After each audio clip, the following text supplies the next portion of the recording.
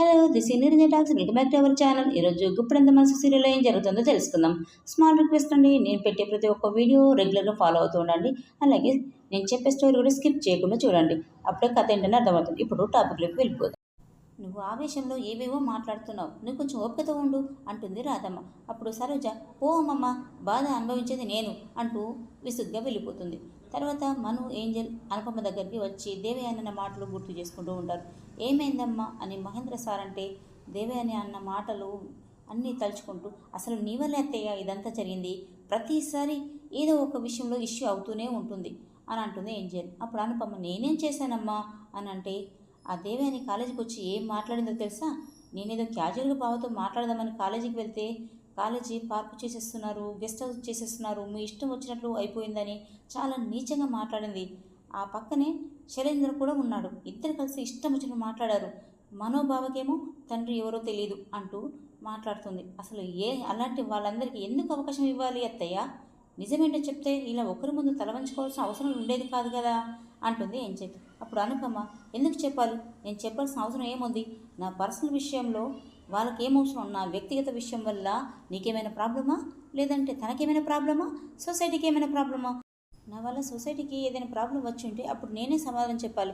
అంతేగాని ఎవరెవరో నోటికి వచ్చినట్టు మాట్లాడుతుంటే నేను నా ఆలోచనని మార్చుకోలేను కదా అంటుంది అనుపమ. అప్పుడు మహేంద్ర, ఏదో ఒకటి మాట్లాడో పుండు మీద కారం చల్లినట్టు వాళ్ళతో ఉన్న వాళ్ళని గుచ్చి గుచ్చి చంపుతుంది అంటూ ఓ పక్క వసుధర కనిపించక అల్లాడిపోతుంటే తను ఇలా మాట్లాడుతుంది. కదా అనుపమ, ఇప్పుడు మాట్లాడదాం అంటాడు మహేంద్ర. అప్పుడు అనుపమ, మీ అన్నయ్య ఉంటాడు కదా అని అంటుంది. మను కూడా, వద్దు సార్ తర్వాత మాట్లాడదాం అని అంటే, వద్దు, అన్నయ్య ఉంటాడు కాబట్టి తనకు అన్ని విషయాలు ఇప్పుడే తెలియాలి, పద మాట్లాడదాం అంటూ అక్క నుండి దేవయాని ఇంటికి వస్తారు. ఫణీంద్ర దేవయానిని పిలుస్తాడు. దేవయాని, ఎప్పుడొచ్చారు మహేంద్ర? కూర్చోండి అంటుంది. టీ కాఫీలు ఏమైనా తీసుకుంటారా? వద్దు అంటాడు మహేంద్ర. అయినా ఇంటికి వచ్చిన వాళ్ళకి మర్యాదలు చేయడం సాంప్రదాయం అంటుంది దేవయాని. అప్పుడు మహేంద్ర, మర్యాదలు చేయడం కాదు, ఎలా మాట్లాడాలో కూడా తెలుసుకోవాలి అంటాడు. ఫణీంద్రకి ఏమీ అర్థం కాదు. అప్పుడు దేవయాని, ఇప్పుడు నేనేమన్నాను? నాతో గొడవ పెట్టుకోవాలని వచ్చావా ఏంటి అంటుంది దేవయాని. అనుపమ, అన్నయ్య ఇక్కడే ఉన్నాడు, నువ్వేం మాట్లాడు, నీకేం భయం లేదు అంటాడు మహేంద్ర. శైలేంద్ర, ఇప్పుడెందుకు, తర్వాత మాట్లాడదాం అంటాడు. అప్పుడు ఫణీంద్ర, నువ్వు మధ్యలో ఎందుకు అడ్డొస్తున్నావు? నాకు తెలియకుండా మీ మధ్యలో ఏదో జరుగుతుంది, నాకు ఇప్పుడే తెలియాలి. అనుపమ, నువ్వేం మాట్లాడాలనుకుంటున్నావు, ధైర్యంగా మాట్లాడు అని అంటాడు ఫణీంద్ర. అప్పుడు అనుపమ, అసలు ఏంటండి మీరు నన్ను నా కొడుకుని ఎందుకు బాధ పెడుతున్నారు? కాలేజీకి వచ్చి మీరు నా కొడుకుని ఏం మాట్లాడారో అప్పుడే మర్చిపోయారా? అలా ఎవరైనా మాట్లాడగలరా?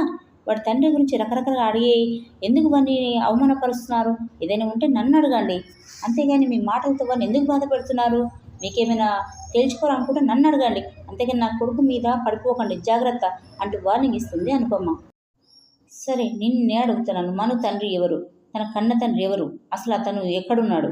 బ్రతికే ఉన్నాడా, చనిపోయాడా అంటుంది దేవయాని. అనుపమకి చాలా కోపం వస్తుంది. దేవయాని గారు, నోరు అదుపులు పెట్టుకుని మాట్లాడండి అని అంటుంది. అప్పుడు దేవయాని, నువ్వు ఇలా నిజం చెప్పకుండా దాచేస్తే అందరూ ఇలానే అనుకుంటారు, ఇంకేదేదో అనుకుంటారు, నిజం చెప్పమంటుంది. అప్పుడు మీరెంత ట్రై చేసినా నేను నిజం చెప్పను. ఎందుకు చెప్పు అంటుంది దేవయాని. అది నా ఇష్టం, నీకెందుకు అంటుంది అనుపమ.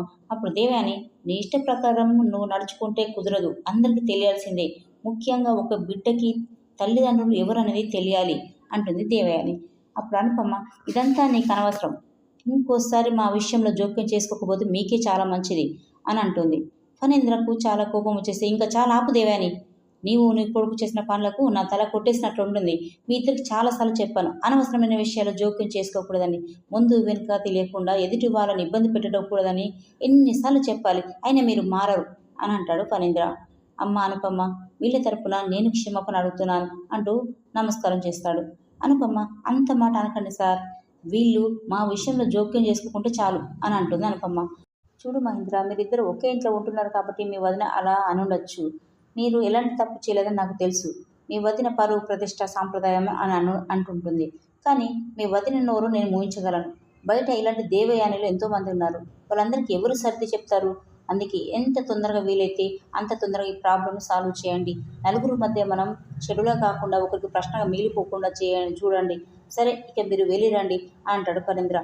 దేవయాని, శైలేంద్ర, ఇలాంటి గొడవలు మళ్ళీ రిపీట్ అయితే బాగుండదు అంటూ వాళ్ళకు వారిని ఇచ్చి వెళ్ళిపోతాడు. డాడీకి నీ మీద కోపంగా ఉన్నా ప్రేమ సానుభూతి ఉన్నాయి మమ్మీ అని అంటాడు శైలేంద్ర. అందుకే కదరా నేను ఇలాంటి పనులు చేస్తున్నా అని అనగానే ధరణి వస్తుంది.